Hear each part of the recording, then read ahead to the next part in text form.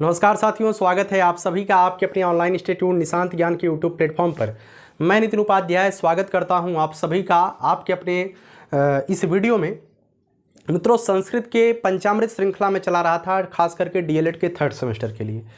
निश्चित तौर पे मैंने 7 वीडियो आपको दिया था और पूरी तरीके से आपको 25 में से 20 नंबर दिलाने का मैं वादा वहीं से किया था। मैंने प्रीवियस ईयर के क्वेश्चन पेपर को देखा तो 2-3 पॉइंट हमसे मिस हुआ था। पहली बात तो तीसरा वीडियो, मैं आपको जैसे ही मैं वीडियो शुरुआत कर रहा हूं, मैं आपको पहले कह रहा हूं कि आप हमारी 7 वीडियोज को जरूर देखिएगा।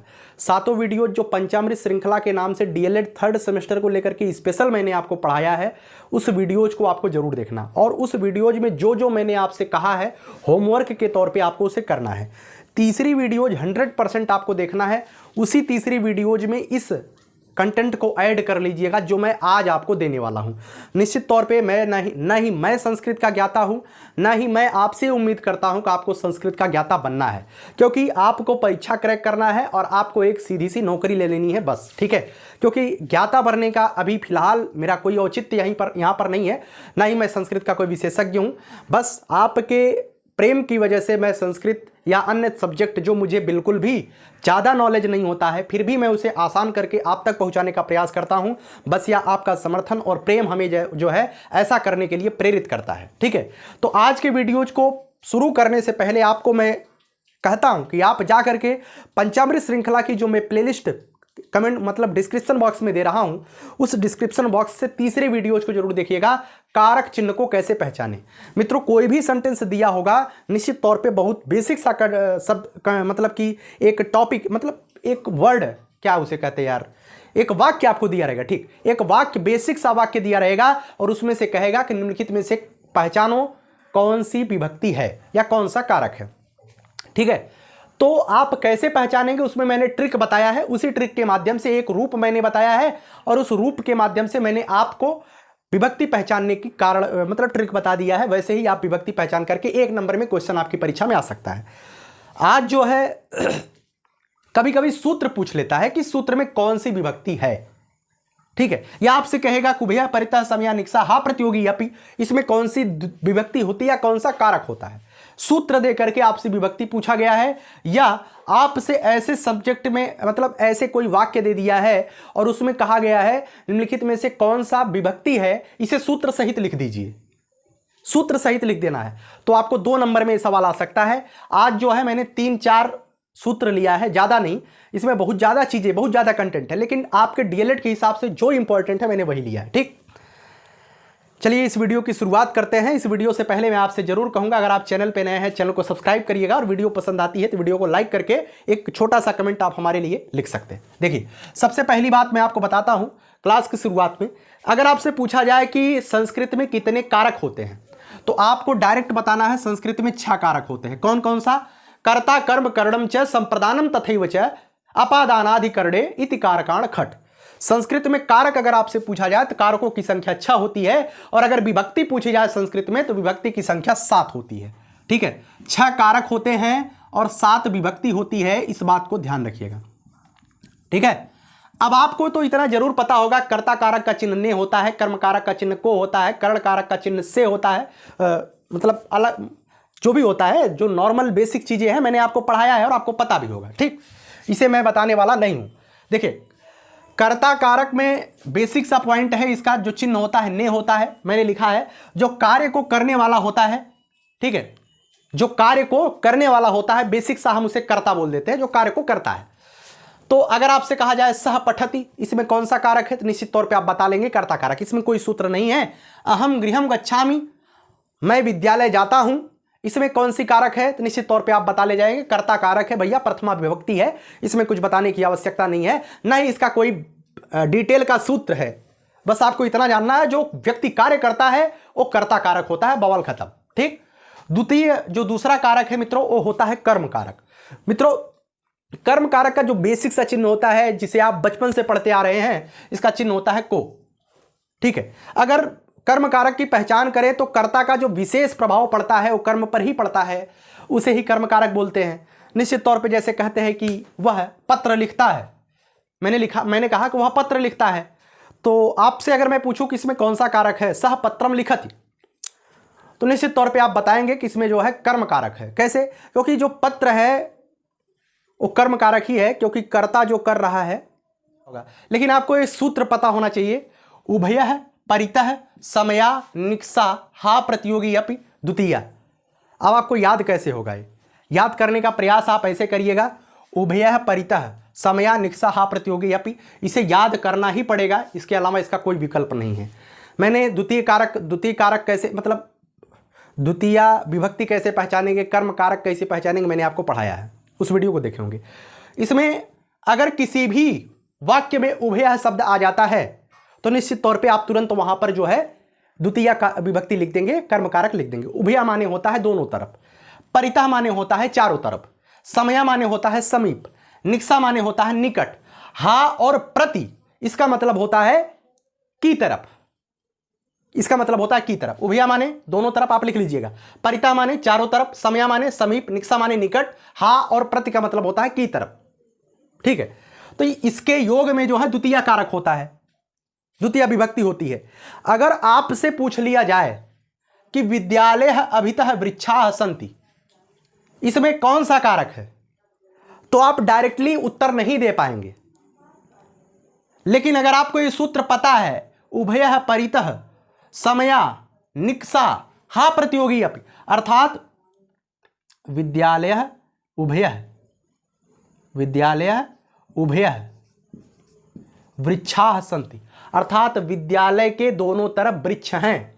यहां पर उभयः शब्द आ गया तो उभयः, आपसे क्वेश्चन कैसे पूछा जाए, क्वेश्चन देखिए, आपसे पूछा जाएगा विद्यालयः उभयः वृक्षाः सन्ति, इसमें कौन सी विभक्ति है, कौन सा कारक है। तो आपको अगर फार्मूला पता है, उभयः परितः समया निक्सा हा प्रतियोगी अपि द्वितीय, तो उभयः शब्द यहां पर आ रहा है, उभयः शब्द वाक्य में भी आ रहा है, डायरेक्ट आप लिख दीजिएगा द्वितीय विभक्ति। अगर एक नंबर में आता है तो अगर आपसे 2 नंबर में क्वेश्चन पूछा जा सकता है, इसमें कौन सी विभक्ति है, उस विभक्ति के सूत्र सहित व्याख्या कर दीजिए। तो आप लिखिएगा, इसमें जो है द्वितीय विभक्ति है, सूत्र नीचे लिखिएगा, उभयः परितः समया निक्सा हा प्रतियोगी अपि द्वितीय।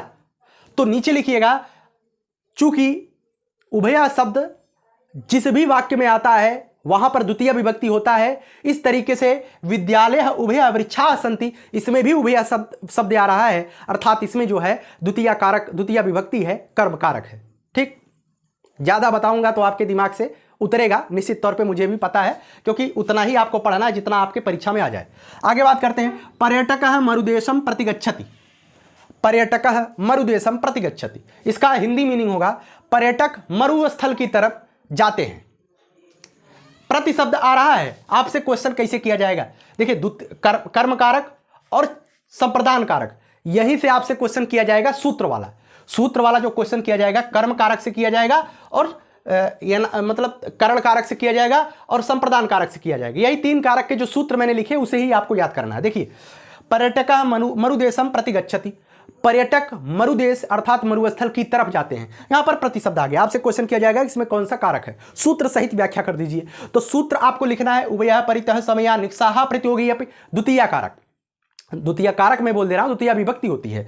तो आपको नीचे इसका जो व्याख्या होगा, व्याख्या लिख देना है, संस्कृत में नहीं हिंदी में ही लिखना है, और आपका 2 नंबर फिक्स हो जाएगा। अगर सूत्र कहा गया है तभी सूत्र लिखिएगा, नहीं तो हमने जो ट्रिक बताया उस ट्रिक के माध्यम से डायरेक्ट आप लिख दीजिएगा द्वितीय विभक्ति कर्म कारक, बवाल खत्म। ठीक है ना।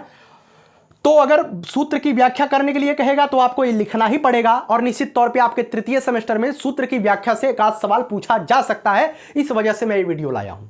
और जिस सूत्र से क्वेश्चन पूछा जा सकता है वही वीडियो लाया हूं, ज़्यादा नहीं, ज़्यादा इसमें सूत्र बहुत ज़्यादा है, लेकिन बस वही आपको पढ़ना है। ठीक है, तो उम्मीद करता हूं समझ गए होंगे आप, कुछ बताने की आवश्यकता नहीं। देखिए, एक सूत्र और भी है, अधिसिंह अस्थासम कर्म। अब आपको समझ में नहीं आ रहा होगा। देखिए, सिंह का मतलब होता है, अधि जो है, अधि क्या है, यहां पर आप लिख लीजिएगा, अपनी कॉपी में लिख लीजिएगा।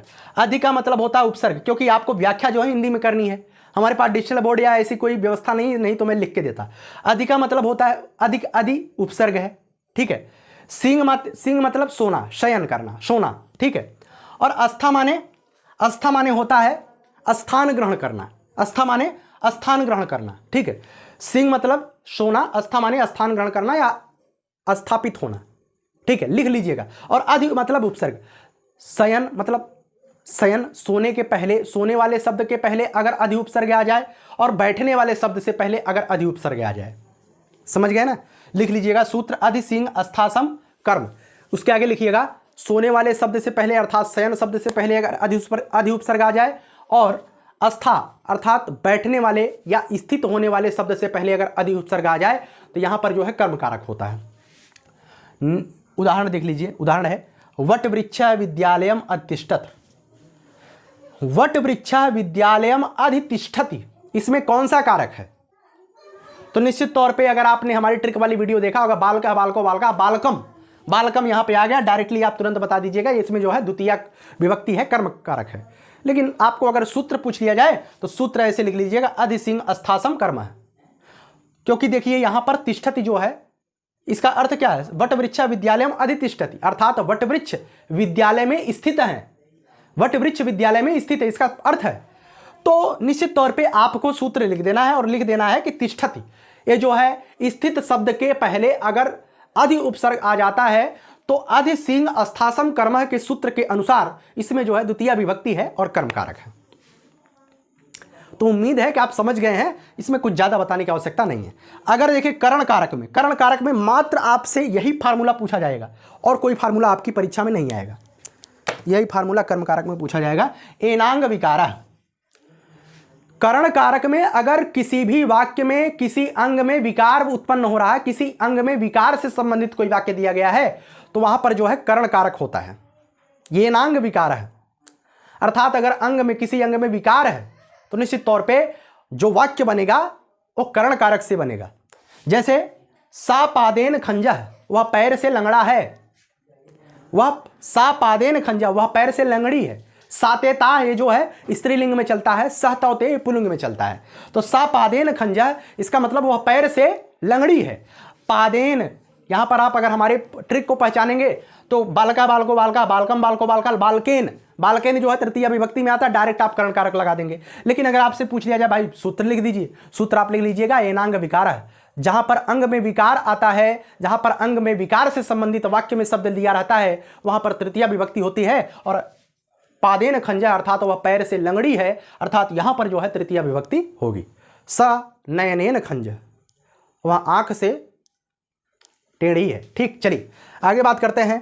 सहयुक्तेन प्रधाने, सहयुक्तेन प्रधाने ये भी आपके लिए इंपॉर्टेंट है। जो इंपॉर्टेंट है इसका मतलब है कि अगर कोई मतलब कि कोई वाक्य ऐसा दिया गया है जहां पर साथ की बात की गई हो, सहयुक्तेन प्रधाने, यहां पर भी तृतीय विभक्ति होगी।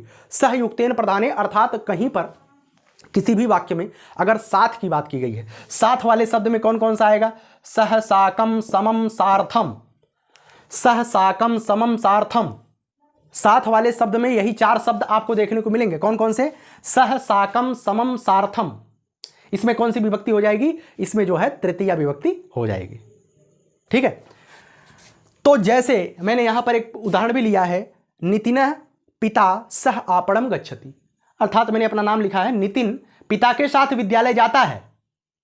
पिता सह, यहां पर देखिए बीच में सह शब्द आ गया। आपसे डायरेक्ट क्वेश्चन पूछा जाएगा तो अगर आप इस सूत्र को नहीं पता किए रहेंगे तो तब भी आप लगा ले जाएंगे इसमें द्वितीय विभक्ति, क्योंकि आपणम लिखा गया है तो आप द्वितीय विभक्ति तृतीय विभक्ति लगा दे, नहीं तृतीय विभक्ति तब भी नहीं लगा पाएंगे। क्यों? क्योंकि यहां पर जो है बालकेन फालकेन वाला सिस्टम ही खत्म हो गया है। यहां पर आपको याद ही करना पड़ेगा, जहां पर सह साकम समम सार्थम की बात आएगी वहां पर तृतीय विभक्ति होगी। आपको फंसाने के लिए ऐसे शब्द दिए जा सकते हैं। ठीक है, तो वहां पर वो वाली ट्रिक नहीं काम करेगी। वहां पर आपको याद होना पड़ेगा कि संयुक्ते प्रधाने तृतीय विभक्ति होती है, संयुक्ते प्रधाने करण कारक होता है। तो नितिन पिता सह आपणम गच्छति, अर्थात नितिन पिता के साथ बाजार जाता है, तो साथ शब्द बीच में आ रहा है तो निश्चित तौर पे यहां पे तृतीय विभक्ति होगी। अगर आपसे क्वेश्चन ऐसे पूछा जाता है इसमें कौन सी विभक्ति है, डायरेक्ट आप लिख के खाली हो जाइएगा कि इसमें करण कारक है, तृतीय विभक्ति है। लेकिन अगर आपसे कहा जाए कि सूत्र सहित लिख दीजिए तो आप लिख लीजिएगा संयुक्ते प्रधाने तृतीय विभक्ति, संयुक्ते प्रधाने तृतीय विभक्ति। निश्चित तौर पे आपको लिखना है, तभी जाकर के आपको नंबर मिलेगा। ठीक, आगे बात करते हैं संप्रदान कारक में। संप्रदान कारक में आपको ये फार्मूला 100% याद होना चाहिए। जो भी मैंने इस बोर्ड पर लिखा है आपको 100% याद होना चाहिए। द्वितीय विभक्ति में उभयः परितः समया निक्सा हा प्रतियोगी अपि, यह याद होना चाहिए। किसी वाक्य में इसमें से कोई भी वाक्य प्रयोग में आ जाए तो वहां पर आंख बंद करके द्वितीय विभक्ति लगा देना है। और यहां पर देख लीजिए, अधिसिंह अस्थासम कर्म है, किसी भी वाक्य में शयन कर मतलब सोने और स्थापित होने वाले शब्द के पहले अधि उपसर्ग आ जाएगा, डायरेक्ट आप वहां पे द्वितीय विभक्ति। एनांग विकारः संयुक्ते प्रधाने, एनांग विकारः संयुक्ते प्रधाने, यहां पर संयुक्ते प्रधाने मतलब सहसाकम समम सार्थम शब्द अगर किसी भी वाक्य में आ जाता है तो आप तृतीय विभक्ति लगाएंगे। और एनांग विकारः अगर अंगों से विकार से संबंधित कोई वाक्य आता है तो आप वहां पर तृतीय विभक्ति लगाएंगे। ठीक है ना। तो संप्रदान कारक का जो फार्मूला है वो आपको याद होना चाहिए, निश्चित तौर पे 100% याद होना चाहिए। नमः स्वस्ति स्वाहाच, अर्थात इसका मतलब समझने का प्रयास करिए। अगर आपको ऐसा कोई वाक्य मिलता है जिसमें नमः हो, स्वस्ति हो, स्वाहा हो, स्वधा हो, ठीक है, ऐसे वाक्यों में चतुर्थी विभक्ति और संप्रदान कारक होता है। बस आपको इतना याद करना है, नमः स्वस्ति स्वाहा स्वधा, ठीक है, जहां भी आपको मिल जाए आपको वहां पर चतुर्थी विभक्ति लगा देना है, संप्रदान कारक आपको लगा देना है। ठीक है, जैसे ओम अग्ने स्वाहा, ओम अग्ने स्वाहा, तो यहां पर देखिए स्वाहा शब्द बीच में आ रहा है तो आप तुरंत संप्रदान कारक लगा दीजिएगा। समझ में आया ना। चलिए, ऐसे ही कहीं भी नमः आ जाए, ईश्वराय नमः, परमात्मने नमः, ओम हर मतलब कहीं भी नमः शब्द आ जाए यार, वहां पर जो है आपको चतुर्थी विभक्ति लगाना है। नमः स्वस्ति स्वाहा स्वधा, ये 4 वर्ड जहां पर भी आ जाए, आगे भी इसका अर्थ दिया गया है लेकिन मैं बताने का प्रयास नहीं कर रहा हूं क्योंकि 4 शब्द आपको 100% याद होने चाहिए। नमः स्वस्ति स्वाहा स्वधा, और आप ये पूरा सूत्र याद कर लीजिएगा, नमः स्वस्ति स्वाहा स्वधावलंब खड योगाच्य। ठीक है, आप यहां पर कौन सी विभक्ति होती है? चतुर्थी विभक्ति होती है। आपको मैं फिर से बता रहा हूं, आपको संस्कृत का ज्ञाता नहीं बनना है। समझ में आया ना। हाँ, आगे बात करते हैं मित्रों, 5वां अपादान कारक। ये अपादान कारक आपके संस्कृत का कारक नहीं है, संस्कृत का कारक नहीं है, ना ही इसके फार्मूले से क्वेश्चन आएगा, ना ही आपसे क्वेश्चन संस्कृत के कारकों से संबंधित अपादान से पूछा जाएगा।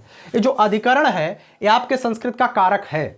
अधिकरण कारक में मित्रों निश्चित तौर पे कोई फार्मूला, आपको बेसिक सा फार्मूला नहीं याद करना है, जैसे कि मैंने इसमें बताया। अधिकरण कारक में जो मैंने ट्रिक बताया उस ट्रिक को यूज कर लीजिएगा। वने शब्द मतलब बालका बालको बालका, बालकम बालको बालकाल, बालकेन बालकाभ्यम बालकई, तीसरे पर आ रहा है, बालका बालको बालका, बालकम बालको बालकाल, बालकेन बालकाभ्यम बालकई, बालकाय बालकाभ्यम बालकेभ्य, बालकात बालकाभ्यम बालकेभ्य, बालकस्य बालकयो बालका नाम, बालके बालकयो बालकेसु। बालके जहां पर ऐसे शब्द बालके से रिलेटेड, जैसे वने, विद्यालय, परमात्मने, वहां पर तो यार ठीक है, कौन सी विभक्ति हो जाएगी? अधिकरण। अधिकरण कारक में मे पे पर की बात होती है, इसका चिन्ह होता है। और जहां पर ट्रिक वाली बात तो मैंने बताया कैसे कैसे आपको करना है। ठीक है, तो उम्मीद है कि आपको जो है सूत्र जो जो पूछा जाएगा मैंने आपको बता दिया। कर्म कारक में उभया परिता समया निक्सा हा प्रतियोगी अब सूत्र पूछा जाएगा। एनांग विकार संयुक्ते प्रधान सह साकम समम सार्थम में पूछा जाएगा। और संप्रदान कारक में नमः स्वस्ति स्वाहा स्वधावलम खड योगाच्य में पूछा जाएगा। यही 3 जगह आपसे पूछा जाएगा। ठीक है, यहाँ से आपसे क्वेश्चन पूछे जाएंगे सूत्र से रिलेटेड। तो ये लास्ट वीडियो था पंचामृत का। कैसी लगी कैसी नहीं लगी ये आप लोग जरूर बताएंगे, है ना। लास्ट में आखिरी लाइन बोल करके वीडियो को समाप्त करूँगा। और कुछ बच्चे परेशान हैं ज़िंदगी को लेकर के कि सर मैंने बहुत मेहनत किया था, इस जगह पर ये चीज़ मुझे हासिल नहीं हुई, फलाने जगह पे मेहनत किया उस जगह पे हमें असफलता मिली। तो मैं आखिरी में 2 मिनट आपका लेना चाहता हूँ। देखिए, कहीं पर भी जीवन में अगर आपको असफलता मिलती है, मैंने आज एक कम्युनिटी पर पोस्ट भी डाला है कि आप जो चाहते हैं, जो आप वर्तमान में चाहते हैं, कि जिसके लिए आप लगातार दिन रात लगे हुए हैं, आप मेहनत कर रहे हो, आपको नहीं मिलता है, आपको कहीं ना कहीं आपको तकलीफ तो होगी, लेकिन वो तकलीफ जो है क्षण मात्र की होनी चाहिए। फिर से आपको नए ऊर्जा के साथ नए टारगेट को लेकर के लग जाना है। काफ़ी लोगों का सिलेक्शन वगैरह इधर उधर नहीं हुआ तो काफ़ी हतोत्साहित कमेंट आते हैं। मुझे लगता है कि ये चीज़ें होती सबके साथ हैं, लेकिन आपको जो है, जो आज आपको बहुत प्यारा लग रहा है कि अगर ये नहीं मिलता तो मेरा जीवन अस्त व्यस्त हो जाता, मैं समाप्त हो जाता है।